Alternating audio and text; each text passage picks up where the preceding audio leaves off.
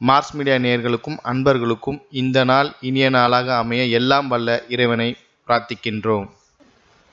இந்த சேனல் உங்களுக்கு பிடிச்சிருந்தா மறக்காம சப்ஸ்கிரைப் பண்ணுங்க, ஷேர் பண்ணுங்க, லைக் பண்ணுங்க, கமெண்ட் பண்ணுங்க. எனதருமை கடகராசி நேயர்களே, இந்த அருமையான பதிவுல நம்ம என்ன பார்க்க போறோம் அப்படின்னா, மங்களகரமான குரோதி வருடம் மார்கழி மாத ராசி பலன். மார்கழினாலே ஆண்டாள் அருளிய திருப்பாவை ஞாபகத்துக்கு வரும்.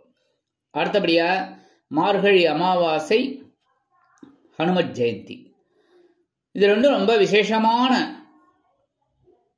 ஒரு நாள். அதே மாதிரி இந்த மார்கழி மாதம் எப்படிப்பட்ட கிரகங்கள் உங்களுக்கு சாதகமாக இருக்கிறது, எந்தெந்த கிரகங்களின் அமைப்புகளின் மூலமாக நீங்க கவனமா இருக்கணும், பரிகாரமா என்ன பண்ணினா ரொம்ப விசேஷமான பலன்கள் கண்டிப்பா கிடைக்கும் அப்படிங்கறத பத்திலாம் நம்ம இப்ப தெளிவா பார்க்க போறோம். ஃபர்ஸ்ட் ஆஃப் ஆல் 3-12 குடை அதிபதி புத பகவான் 5ஆம் இடத்துல இருக்கார். பஞ்சமஸ்தானத்துல இருக்கிறதுனால மனசுல இருக்கிற குழப்பங்கள்லாம் குறையும்.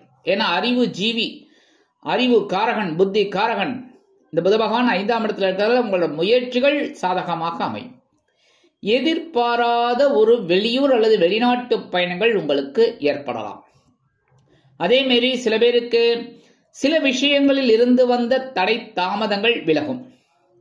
அடுத்தபடியா 1/1/2025 இந்த புத பகவான் எங்க வர போறான்னு பார்த்தீங்கன்னா 6ஆம் இடமாகிய பகைருணர் ரோகஸ்தானத்துக்கு வந்து சூரிய பகவானோடு இணைந்து புதாதித்ய யோகத்தை கொடுக்கிறார். கல்வி பயிலும் மாணவ மாணவிகள் கல்வியில் அற்புதமான ஒரு முன்னேற்றத்தை காண்பார்கள். அதே மாதிரி எழுத்து மற்றும் அச்சுத்துறையில் இருக்கும் நண்பர்களுக்கு புதிய வாய்ப்புகளின் மூலம் அருமையான தொழில் அமையும். இந்த கலைத்துறையில இருக்கிற நண்பர்களுக்கெல்லாம் அறிவுத்திறன் அதிகமாவதால் இந்த பாடலாசிரியர், கதாசிரியர் அவங்களுக்கெல்லாம் ஒரு ஞானம் கிடைக்கும். எடுக்கிற காரியங்கள் உங்களுக்கு அற்புதமாக நிறைவேறும்.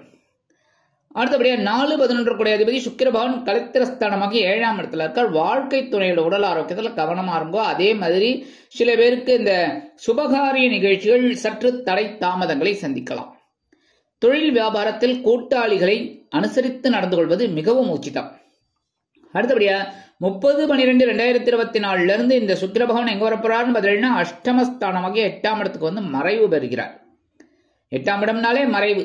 6-8-12 மறைவு தான். மறைவு ஸ்தானத்துல இருந்தா கூட சுக்கிர பகவான் உங்களுக்கு அற்புதமான ஒரு முன்னேற்றத்தை கண்டிப்பாக கொடுப்பார். சில பேருக்கு விலை உயர்ந்த பொருளை வாங்கக்கூடிய ஒரு வாய்ப்புகள் வந்து சேரும். 5-10 குடை அதிபதி செவ்வாய் பகவான் ஜென்மராசியில இருக்க. கோபம் அதிகமா வரும், ஆனாலும் நீச்சமடைந்து வக்கரகதியில இருக்க. சோ குழந்தைகள் விஷயத்துல கவனமா இருக்கணும். தொழில் வியாபாரத்துல கவனமா இருக்கணும். ஓரளவுக்கு பரவாயில்ல. 2 ஆதிபத்தியத்துல ஒரு ஆதிபத்தியம் நல்லபடியா வேலை செய்யும், ஒரு ஆதிபத்தியத்துல கொஞ்சம் கவனமா இருக்கணும், அவ்வளவுதான்.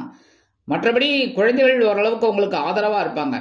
தொழில் வியாபாரம் பரவாயில்ல, கவனமா இருக்கணும், அவ்வளவுதான். உடல் ஆரோக்கியத்துல கவனமா இருக்கணும், எடுக்கிற காரியங்கள்ல கவனமா இருக்கணும், பேசுற வார்த்தைகள்ல கவனமா இருக்கணும், சரியா? அதே மாதிரி சீருடை பணியாளர்களாகிய காவல், இராணுவம், தீயணைப்புத்துறை, மருத்துவத்துறையில் வேலை பார்க்கும் நண்பர்களுக்கு எதிர்பார்க்கும் இடமாற்றம், பதவி மாற்றம், பதவி உயர்வு, சம்பள உயர்வு சற்று கால தாமதமாக்கி பிறகு நிறைவேறும். அடுத்தபடியாக தனவாக்கு குடும்பஸ்தானாதிபதி சூரிய பகவான் எங்க இருக்காருன்னு பார்த்தீங்கன்னா பகைருணர் ரோகஸ்தானமாக்கி 6ஆம் இடத்துல இருக்காரு. அற்புதமான பலாபலன்கள் உங்களுக்கு கண்டிப்பா கிடைக்கும். ஏன்னா இந்த சூரிய பகவான்லாம் 6ஆம் இடத்துல வந்து ரொம்ப விசேஷம். மறைவு அப்படின்னா சூரியனுக்கு மறைவு கிடையாது, ஆனா மறைவு ஸ்தானம், அவ்வளவுதான்.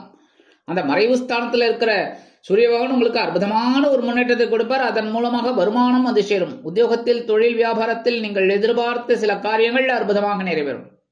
கொடுத்த வாக்குறுதிகளை காப்பாற்றி மகிழ்வீர்கள். குடும்பத்திற்கு தேவையான சில முக்கிய வேலைகளை செய்வீர்கள். அதேமாதிரி சில பேருக்கு வீடு, மனை, வாகனம் இதெல்லாம் வாங்க போட்ட திட்டம் நிறைவேறும். உத்தியோகத்தில் மறைமுக எதிர்ப்புகளை முறியடித்து வெற்றி காண்பீர்கள். 6-9 குடை அதிபதி குரு பகவான் லாபஸ்தானத்துல இருக்கார். ஆஹா அப்படின்னு சொல்றதுக்குள்ளயும் பாத்தீங்கன்னா இருங்க, கொஞ்சம் பொறுமையா இருங்க. வக்ரகதியில இருக்க, டைட்டா இருக்கு பணம், கரெக்டா?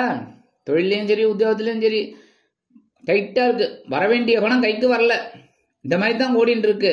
அதே மாதிரி சில பேருக்கு கடன் வாங்கி சமாளிக்கக்கூடிய ஒரு வாய்ப்பும் அவங்களுக்கு வந்திருக்கு. ஏன்னா பணம் வரலன்னா என்ன பண்றது, கடன் தானே வாங்கி ஈடுகட்டணும். அந்த மாதிரி சில பேருக்கு பாத்தீங்கன்னா தந்தையார் வழியில கொஞ்சம் செலவுகள் வந்து சேரலாம்.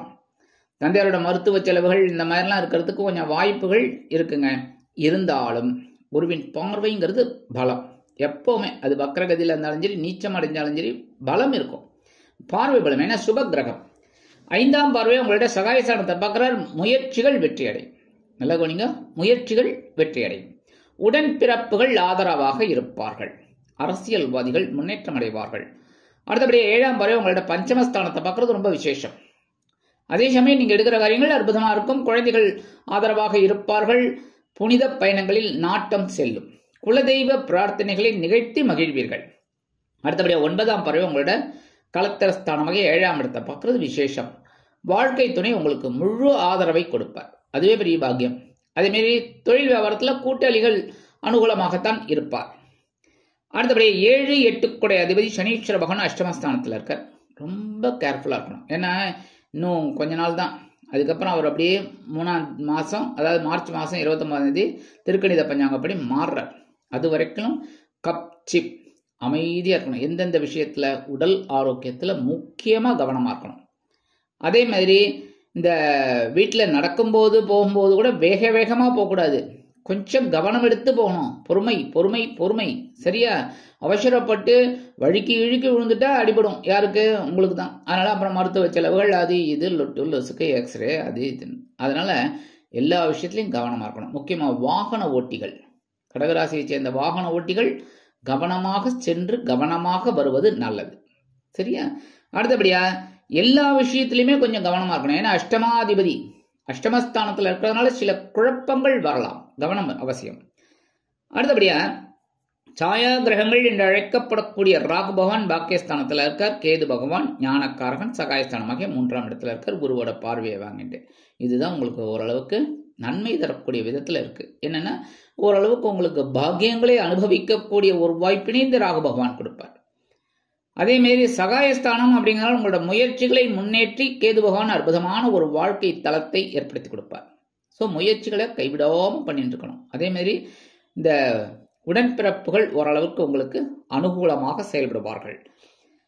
வெளிநாட்டில் சென்று படிக்க வேண்டும், உத்தியோகம் பார்க்க வேண்டும், அல்லது வெளியூர் சென்று படிக்க வேண்டும், உத்தியோகம் பார்க்க வேண்டும் என்று நினைப்பவர்கள் தாராளமாக இந்த நேரத்தை நீங்கள் உபயோகப்படுத்தி கொள்ளலாம். சரி, பரிகாரமா என்ன பண்ணினா ரொம்ப விசேஷம் அப்படின்னு பார்த்தீங்கன்னா கண்டிப்பா முருகப்பெருமான் வழிபாடு பண்ணியே ஆகணும். ஏன் அப்படின்னா செவ்வாய் பகவான் நிச்சமடைந்து வக்கரகதியில் இருக்கார். ஸோ அந்த செவ்வாய் பகவான் பிரீத்திக்காக முருகப்பெருமான் வழிபாடு செவ்வாய்க்கிழமை தோறும் முருகப்பெருமானுக்கு செவ்வரளி மாலை போட்டு நெய்தீபம் ஏற்றி வழிபாடு பண்றது ரொம்ப விசேஷம். ஒரு முடிஞ்ச உங்க பேர்ல அர்ச்சனை பண்ணுங்க, பெரிய விசேஷம். அடுத்தபடியா நவ கிரகங்களில் உள்ள குரு பகவானிற்கு வியாழக்கிழமைகளில் நெய்தீபம் ஏற்றி காயத்ரி மந்திரம் சொல்வதும், நவ கிரகங்களில் உள்ள ஆயுள் காரகராகிய சனீஸ்வர பகவானிற்கு சனிக்கிழமைகளில் ஏல் தீபம் ஏற்றி காயத்ரி மந்திரம் சொல்வதும் விசேஷமான பலன்களை உங்களுக்கு கண்டிப்பாக கொடுக்கும்.